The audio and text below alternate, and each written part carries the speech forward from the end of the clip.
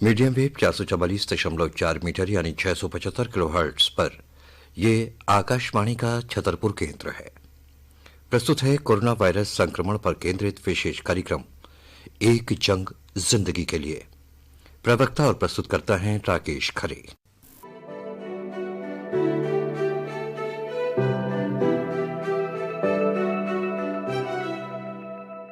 कार्यक्रम के सभी श्रोताओं को राकेश खरे का प्यार भरा नमस्कार। श्रोताओं, कोरोना वायरस संक्रमण काल में पिछले दिनों हमने आपको तमाम जानकारियां दी कि कोरोना वायरस क्या है, कोरोना वायरस का संक्रमण कैसे फैलता है, किन किन चीजों से फैलता है और इस वायरस के संक्रमण से बचने के लिए हमें कौन कौन सी चीजें अख्तियार करना चाहिए, किस तरह से रहन सहन करना चाहिए और किन किन चीजों का भोजन के रूप में उपयोग करना चाहिए।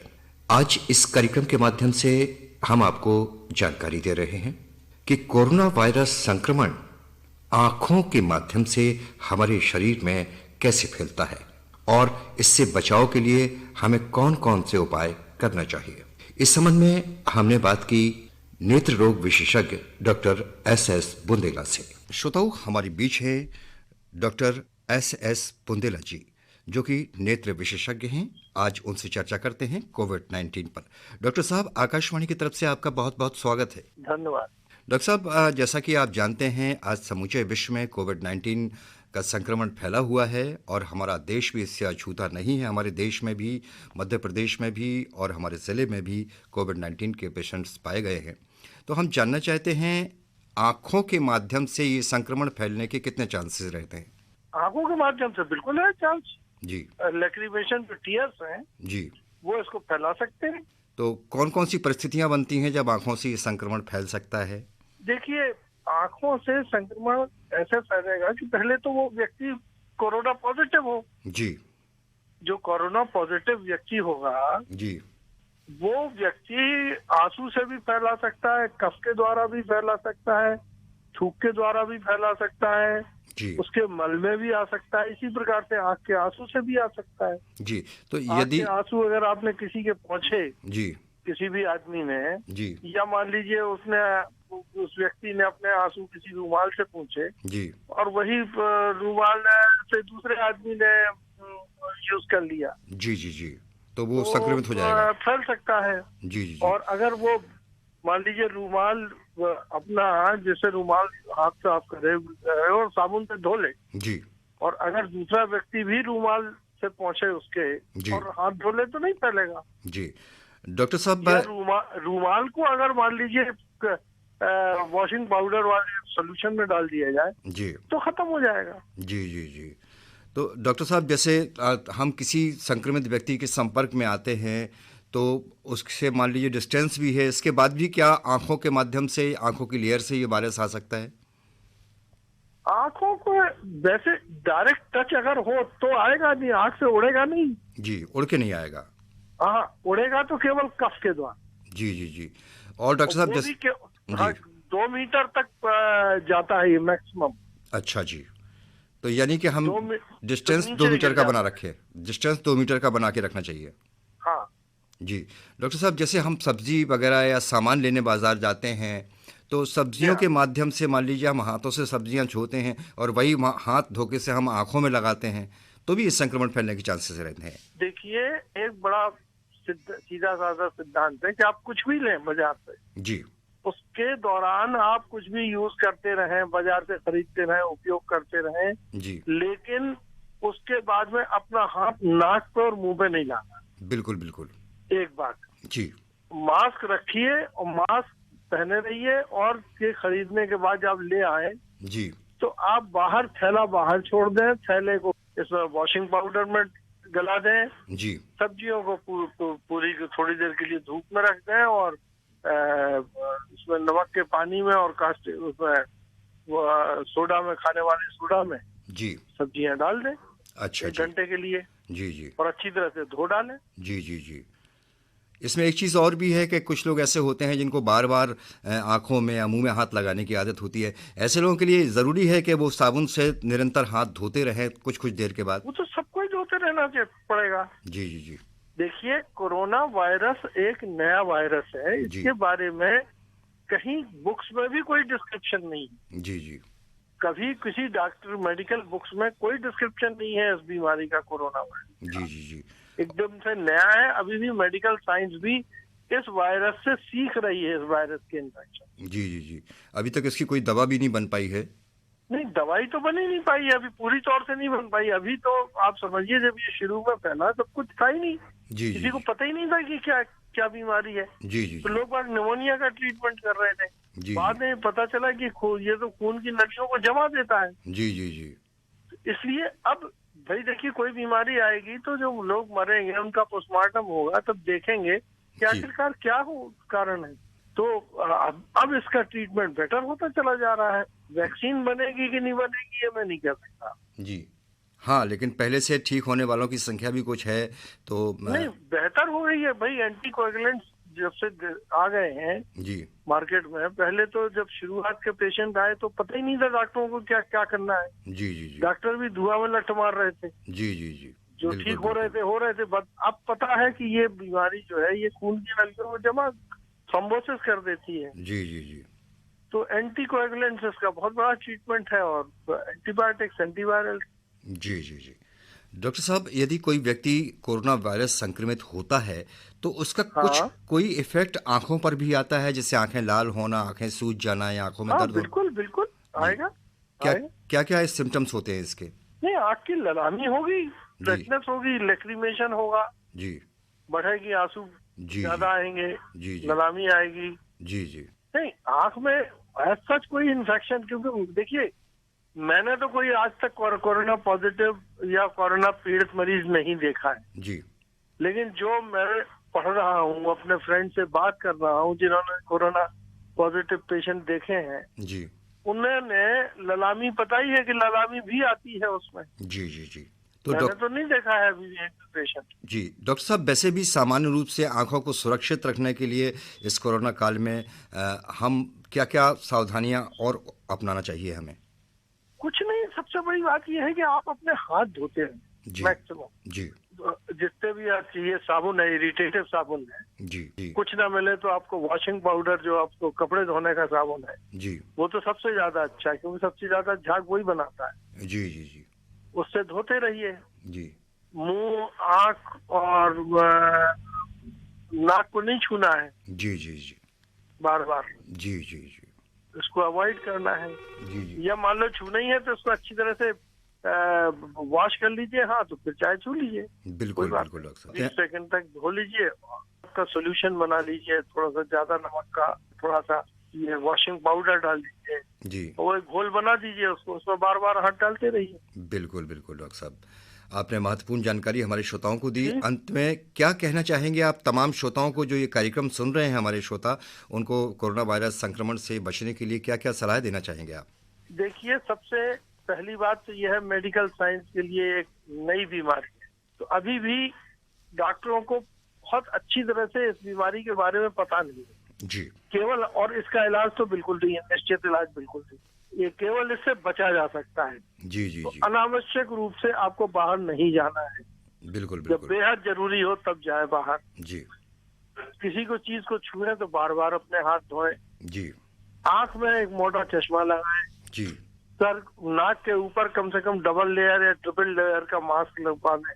जी पतला मास्क पहनने से कोई मतलब नहीं है, जी जी जी मोटा मास्क पहने, कम से कम डबल लेयर या ट्रिपल लेयर का। जी अगर N5 मिल जाए, N95 मिल जाए तो बहुत ही अच्छा है। जी जी बिल्कुल डॉक्टर साहब। टच करिए अपने आप को, बार बार धोइए, सैनिटाइज करिए, सैनिटाइजर रखिए जी अपने जेब में, और साथ में एक साबुन की टिक्की रखिए। बिल्कुल अगर बिल्कुल बाहर जा रहे हैं तो 2 चीजें जरूर रखिए। बिल्कुल बिल्कुल उपवास, खाली पेट ना रहे, अपनी इम्यूनिटी बढ़ाए, जी अच्छा भोजन करें, फ्रूट्स खाएं खूब, जी जी बहुत नॉन वेजिटेरियन फूड से थोड़ा दूर रहें। तो नॉन वेजिटेरियन ऐसा माना जा रहा है कि कोरोना के लिए अच्छा नहीं है। जी जी जी डॉक्टर साहब, आपने बहुत अच्छी सलाह दी हमारे श्रोताओं को। निस्संदेह हमारे श्रोता इन सलाहों पर काम करेंगे और इनको मानेंगे, अपनी लाइफ में उतारेंगे, लाइफ स्टाइल में। डॉक्टर साहब, आपने आकाशवाणी को समय दिया, बहुत बहुत धन्यवाद आपका। नमस्कार, धन्यवाद, आपने मुझे लायक समझा। जी जी श्रोताओं, अभी आपने ये महत्वपूर्ण जानकारी प्राप्त की नेत्र रोग विशेषज्ञ डॉक्टर एस बुंदेला से। श्रोताओं, कोरोना वायरस संक्रमण काल में हमारे देश की अर्थव्यवस्था काफी प्रभावित हुई है। हमारा देश कृषि प्रधान देश है। ऐसे में इस संक्रमण काल में हमारे देश की खेती किसानी के कार्य भी प्रभावित हुए हैं। लेकिन आज कोरोना वायरस संक्रमण के रहते हुए हमारे किसान भाई किस तरह से खेती किसानी का कार्य कर सकते हैं, कौन कौन चीजों से उन्हें बचाव करना चाहिए और किस तरह का रहन सहन रखना चाहिए, इस संबंध में हमने बात की कृषि विज्ञान केंद्र नौगांव में पदस्थ सीनियर साइंटिस्ट श्रीमती वीणा पाणी श्रीवास्तव से। आपका आकाशवाणी की तरफ से बहुत बहुत स्वागत है। नमस्कार, धन्यवाद जी। आज देखिए, समूचे विश्व में कोरोना वायरस संक्रमण फैला हुआ है और अपने देश में भी कोरोना वायरस संक्रमित की संख्या 1 लाख से पार हो चुकी है। जी। आप किस दृष्टि से इस वायरस को देखती हैं?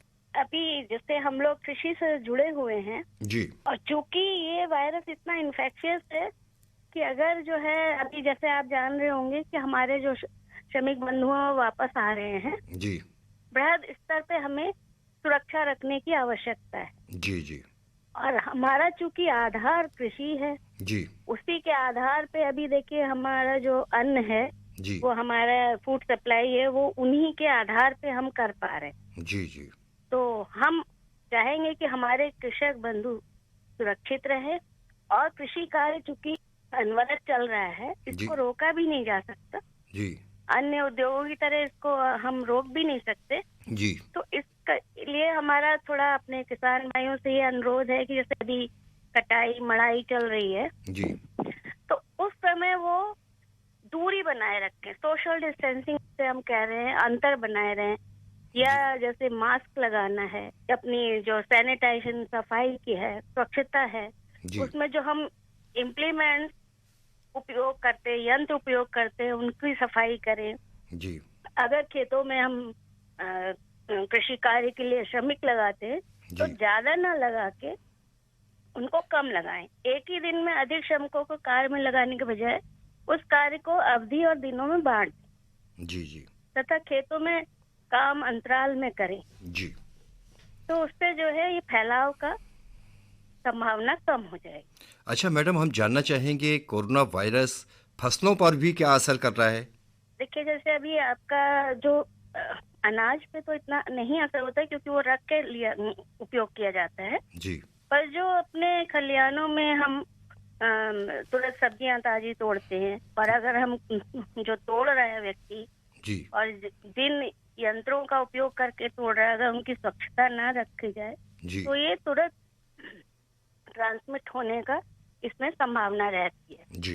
तो इसीलिए यही आपको जो हम चाहते हैं कि हमारे किसान भाई जो बोरे, जो बास्केट और अपने जो हाथ हैं उनको सैनिटाइज रखें जी, ताकि उनको जो फल सब्जियां वो स्वच्छ रहें और स्वच्छ ही जो है हमारे बाजार में पहुंचे। बिल्कुल बिल्कुल। और यदि मैडम कोई व्यक्ति संक्रमित है, जैसे कि आजकल गेहूं की खरीदी चल रही है, यदि कोई व्यक्ति संक्रमित है, वो अपने गेहूं का विक्रय कर रहा है, तो क्या उस अनाज से भी उस संक्रमित व्यक्ति के माध्यम से वो अनाज इन्फेक्टेड हो और उस अनाज का उपयोग दूसरे करें तो वो भी इन्फेक्टेड होने की संभावना है? देखिए, अनाज में मैंने बताया ना कि उसमें वो रख के उपयोग किया जाता है तो इन्फेक्शन कम हो जाता है। जो हम तुरंत उपयोग करते हैं तो उसमें वायरस का इन्फेक्शन होता है, इसलिए जो ताजे फल सब्जी है उनमें जो है संक्रमण होने का ज्यादा चांस रहता है बजाय अनाजों। जी जी जी। इस समय आम के फल बन रहे हैं तो उसमें जो भी रासायनिक आप छिड़काव कर रहे हैं, पोषक तत्व डाल रहे हैं जी, तो उनका भी समुचित हैंडलिंग कर जी, उनका मिश्रण, उपयोग, संबंधित संयंत्रों की सफाई बहुत जरूरी है। बिल्कुल बिल्कुल। मैडम, अभी हाल ही में टिड्डी दल ने कई जगह आक्रमण किया, तो ये टिड्डी दल क्यों उत्पन्न हो रहे हैं, क्यों आक्रमण कर रहे हैं? क्या ये भी इस वायरस के एक अंग है? नहीं, टिड्डी दल और ये दोनों फर्क चीज है जी। टिड्डी दल माइग्रेट होके हमारे जो है पड़ोसी देश से आ रहा है जी, और चूंकि ये जो है बहुत बड़ी संख्या में आता है तो जो रास्ते में इनके फसल होती है उसको व्यापक क्षति पहुंचाता है। तो इसलिए हमारे जो किसान भाई हैं उनको सचेत रहने की आवश्यकता है जी और ये सामान्यतः से ये 6 से 8 बजे के बीच शाम को आते हैं जी और रात में ये बहुत नुकसान करते हैं, और दूसरे दिन सुबह ये 3 से 7 बजे के बीच में दूसरे स्थान के लिए चले जाते हैं। जी इसका जी सबसे आसान इसका तरीका ये है कि इस कीट के आगमन होने पर जी तेज ध्वनि उत्पन्न, तेज आवाज हो, जैसे तालियां, ढोल, डीजे, जी टिन के डिब्बे, ट्रैक्टर का साइलेंसर निकाल के ध्वनि करें या पटाखे जलाकर भगाएं, जी तो ये वहां से हट जाते हैं, चले जाते हैं। जी जी इसके अतिरिक्त रासायनिक कीटनाशक भी उपयोग किया जा सकता है, जैसे क्लोरोपाइरिफास, जी जिसको आप 3 मिलीलीटर पर लीटर के हिसाब से जी घोलकर फसलों पर डाल सकते हैं, ताकि आपकी फसल बच सके। हमारे क्षेत्र में जी क्योंकि अधिकांश फसलें अपनी जो है अभी कटाई मड़ाई हो चुकी है, पर नई जो फसल है मूंग, जी वो खेतों में। जी तो वैसे आमतौर पे, पर इस बार चूंकि आप देख रहे हैं कि वातावरण में बहुत बदलाव आया है, जी और चूंकि ये शिवपुरी तक आ चुका है, जी तो बहुत तेज ऐसा हो सकता है कि ये यहाँ भी आ जाए। जी तो इसके लिए आगाह कर रहे हैं जी कि अगर ऐसा होता है तो वो सामूहिक तौर से ध्वनि तेज करके अपना टिड्डी दल से बचाव कर सकते हैं, अन्यथा बिल्कुल ये पूरी की पूरी फसल चट कर जाते हैं। बिल्कुल। मैडम, आप नौगांव में आपका कृषि विज्ञान केंद्र है, और नौगांव में अभी हाल ही में क्या कोरोना संक्रमित पाया गया है? जी हाँ, अभी जो हमारे श्रमिक मजदूर बाहर से लौटे हैं, जी तो उनके अंदर जो है गांव में पाया गया है, और उन्होंने उनमें से एक ने अपना बताया नहीं था, तो इसलिए दूसरों के संक्रमित होने का भी चांस बढ़ गए हैं। जी तो अभी जो अपने किसान भाई, इसीलिए मैं बार बार अपने किसान भाइयों के लिए बोल रही हूँ जी कि जब गांव में अगर आदमी पहुंच जाता है, तो पहले ये ध्यान रखें कि कोई बाहरी व्यक्ति आया है तो 14 दिन तक उनको जो है अलग रखें, बिल्कुल बिल्कुल संगरोध ना करें। जी संगरोध करेंगे जी तो उससे बचाव हो सकता है। बिल्कुल उनका बिल्कुल जो ऐसा इन्फेक्शन होने का है, वो चांसेस कम से कम होंगे। जी जी जी तो अभी चूंकि खबर में आ गया है, उस व्यक्ति का भी पता लग गया है, जी तो उसके परिवार, उसके साथी, और जो अगर भूलवश ना जानने के कारण उसके संपर्क में आ गए हो, तो वो ये अपनी सावधानी ले सकते। तो अभी तो नौगांव क्षेत्र में एक नौगांव बजरंग नगर में कोरोना मरीज पाया गया है, साथ ही हरपालपुर क्षेत्र में कैथोकर में भी एक ग्रामीण कोरोना वायरस पॉजिटिव पाया गया है। तो प्रशासन द्वारा समुचित व्यवस्थाएं की जा रही हैं, उस स्थान को सील किया गया है। जी हाँ, प्रशासन तो बहुत चाहत चौबस है, जी बहुत ध्यान दे रहा है, पर हमारी तरफ से थोड़ा सा ये है जी कि हमारे अंदर थोड़ा सा असुरक्षा की भावना है, या हम जैसे ये इस केस में भी उन्होंने बताया नहीं, जी वो बाहर से आए थे तो उन्होंने बताया नहीं, जी इस कारण से ये असावधानी वश दुर्घटना हुई। जी तो इसीलिए हम चाह रहे हैं कि हमारे जो ग्रामीण क्षेत्र है, जी वो आपके माध्यम से उनके बहुत लंबा कवरेज रहता है, जी तो उन तक ये बात हमारी पहुंचे कि वो कोई ऐसा वायरस नहीं है कि जिसको जो है नियंत्रित ना किया जा सके। जी जी जी अभी आप देख रहे होंगे कि जितनी भी जो डेथ हो रही है, मैंने मैडम ग्लव्स पहने। मैडम, लोग सुरक्षित रहें, इसके लिए क्या क्या उपाय लोगों को करना चाहिए? हमारे किसान भाइयों को एक दूसरे से कम 3 फुट की दूरी बना के रखें। जब भी वो कृषि कार्य करते हैं तो ग्रुप में ना करें, समूह ना करें।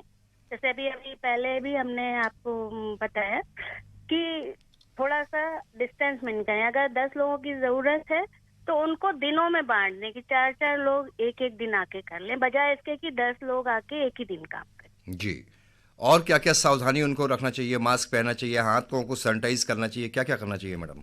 हाथ और मुंह को तो वो ढके ही, चाहे गमछे से ढके, ताकि जो हमारा इसका संक्रमण होता है केवल मुंह और नाक के द्वारा ही होता है शरीर। जी तो उसको तो आपको पूरा हर हाल में जो है उसको ढक के ही रखना है, ताकि आपका और दूसरे का आप पर प्रभाव ना पड़ पाए। बिल्कुल बिल्कुल बिल्कुल। और हाथों में ग्लव्स आप लगा सकते हैं तो वो और अच्छा रहेगा जी। और उसके साथ साथ जितनी बार भी आप जो है 1-1.5 घंटे बाद, 2 घंटे बाद अपने यंत्रों को, अपने हाथों को सैनिटाइज कर सकते हैं, उतना अच्छा है। जी। डॉक्टर वीणा पाणी श्रीवास्तव जी, आपने इतनी अच्छी जानकारी हमारे तमाम श्रोताओं को दी। आपने आकाशवाणी को महत्वपूर्ण समय दिया। आपका बहुत बहुत धन्यवाद। धन्यवाद।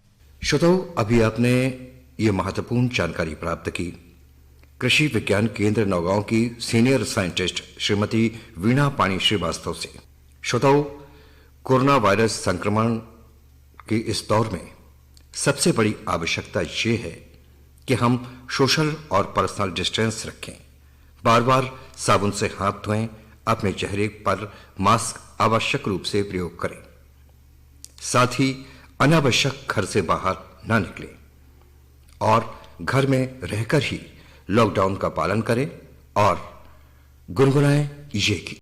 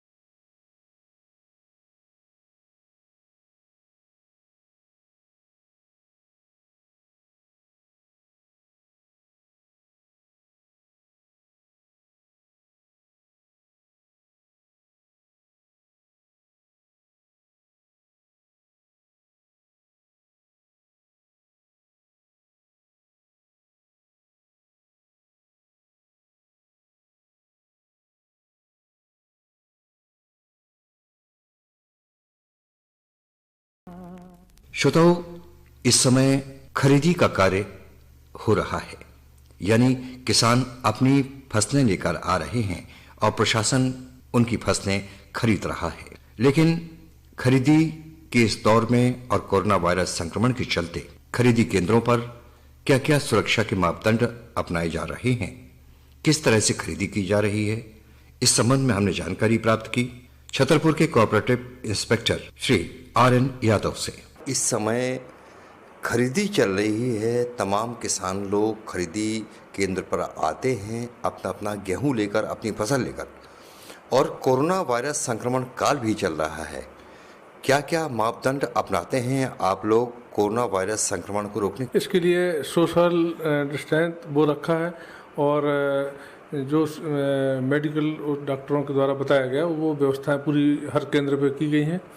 सैनिटाइजर रखा हुआ है और मास्क हम लोगों ने खुद उपलब्ध कराए हैं। जो किसान मास्क लगा के नहीं आते उनको मास्क लगा देते हैं और जो उसकी सावधानियां हैं वो बताते हैं और व्यवस्थाएं केंद्र में वो उसी हिसाब से अपन लोग करते हैं। जी, तो आप जैसे किसान आपके पास आता है, आप उनको ये समझाइश भी देते हैं कि वो गांव में भी मास्क लगा कर रहें?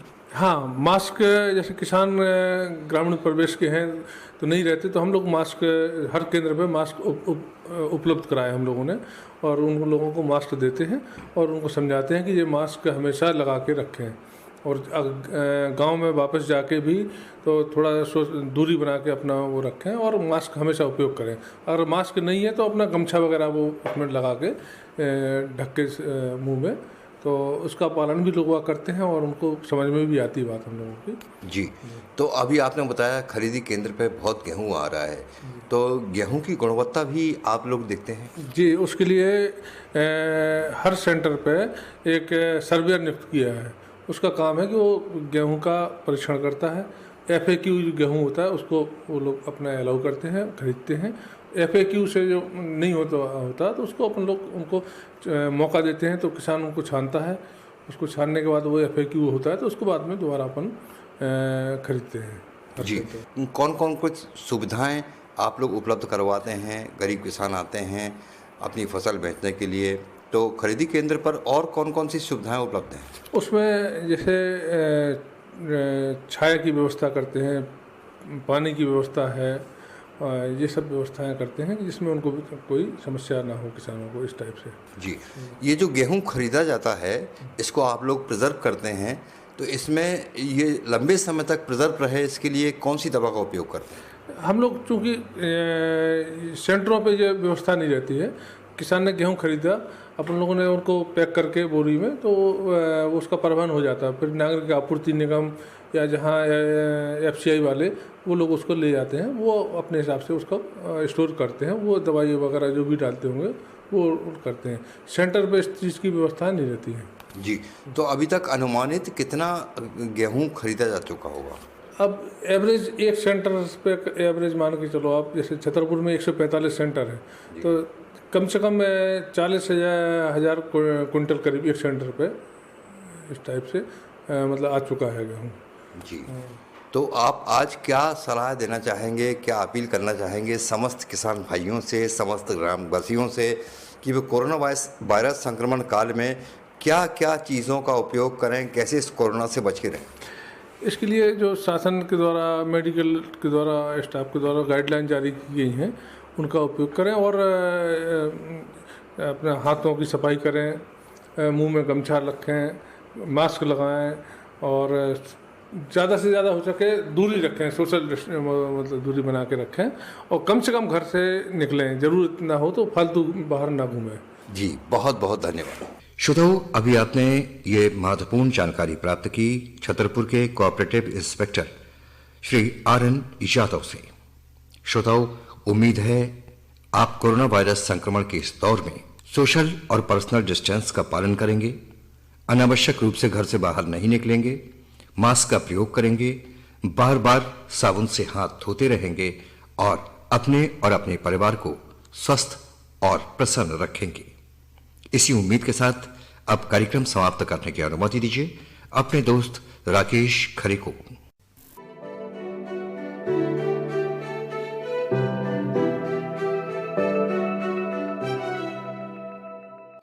अभी आप सुन रहे थे कोरोना वायरस संक्रमण पर केंद्रित विशेष कार्यक्रम एक जंग जिंदगी के लिए। प्रवक्ता और प्रस्तुतकर्ता थे राकेश खरे। मीडियम वेव पर यह आकाशवाणी का छतरपुर केंद्र है। थोड़ी ही देर में आप सुनेंगे हमारा अगला कार्यक्रम।